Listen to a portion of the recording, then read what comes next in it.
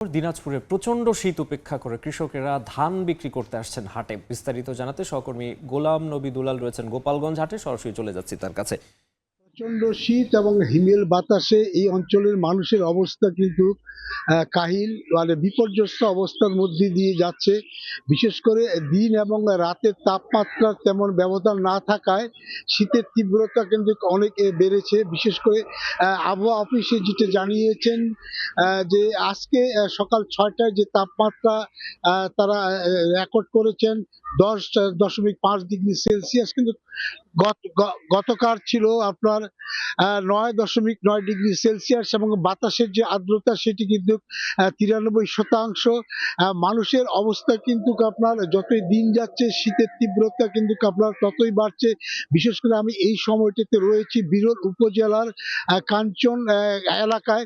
সেখানে আমরা দেখছি যে মানুষজন আপনার যারা বের হয়েছেন তাদের যে শীতের কাপড় পরে এবং তারা বের হয়েছেন। এবং আরেকটি বিষয় হচ্ছে যে এই উপজেলাগুলো থেকে যখন মানুষ শহরের দিকে কাজে যান, বিশেষ করে শ্রমিক এবং খেটে খাওয়া মানুষ এবং নিম্ন আয়ের মানুষ, তারা কিন্তু তাদের ভোরে বের হন এবং খুব কষ্ট নিয়ে বের হন।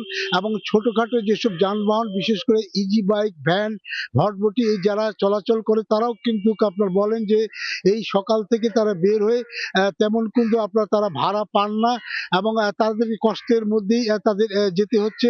আরেকটি বিষয় হচ্ছে যে এই প্রচন্ড শীতে যদিও মানুষের স্বাভাবিক জীবনযাত্রা একেবারে বিপর্যস্ত করে তুলেছে। বিশেষ করে এই সময়টাতে আপনার খেটে খাওয়া মানুষের যে দুর্ভোগ সেটি আমরা লক্ষ্য করছি। এবং তারা বলছেন যে এই সময় তারা শীত নিবারণের জন্য তারা যতটুকু পারেন তারা কাপড় সংগ্রহ করেন বিভিন্ন হকার্স মার্কেট থেকে। আরেকটা বিষয় হচ্ছে যে আমরা লক্ষ্য করছি যে গত প্রায় 15 দিন যাবৎ এই অবস্থায় চলছে এটি কি। এবং মৃদু শৈত্যপ্রবাহের কথা বলা হচ্ছে আবহাওয়া অফিস। এবং শীত জনিত রোগে আপনার বিশেষ করে শিশু এবং বয়স্করা সবচেয়ে বেশি আক্রান্ত হচ্ছে। আমরা যেটি তথ্য নিয়ে জেনেছি জেলা সিভিল সার্জন কার্যালয়ে যে প্রতিটি হাসপাতালে কিন্তু কম বেশি আপনার শিশুরা বিভিন্ন রোগে আক্রান্ত হয়ে তারা ভর্তি হচ্ছেন এবং বয়স্করা কিন্তু আপনার কষ্টে রয়েছেন। এবং জেলা প্রশাসনের সঙ্গে যেটা কথা বলেছিলাম তারা যেটা জানিয়েছেন যে প্রায় 13টি উপজেলা এ পর্যন্ত তারা 31,000 আপনার শীত বস্ত্র তারা বিতরণ করেছেন। তো আমার কাছ থেকে শীতের সর্বশেষ এই ছিল। দিনাজপুর থেকে যুক্ত হয়েছিলেন গোলাম নবী দুলাল।